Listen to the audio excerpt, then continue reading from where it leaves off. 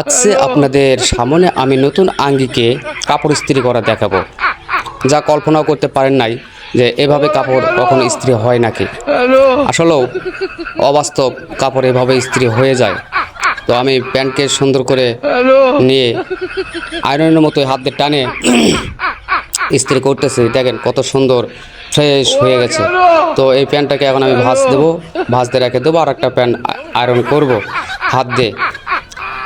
বালিশের চাপা দেওয়ার একমাত্র মাধ্যম সেটা হলো যে সুন্দরভাবে যাতে মোলায়েমভাবে হতে পারে। আর একটা প্যান্ট আয়রন করতেছি হাত দিয়ে, কিন্তু আমি করতেছি। আমি কিন্তু আয়রন ব্যবহার করি না, আয়রন ব্যবহার করি না। হয়তো বলবেন যে টাকা নাই, টাকা নাই সেটা বড় সাবজেক্ট না। আসলে এভাবে আয়রন করতে খুব ভালো লাগে, দেখতেও ভালো লাগে। তাই আমি বালিশ দিয়ে এবং হাত দিয়ে আয়রন করি।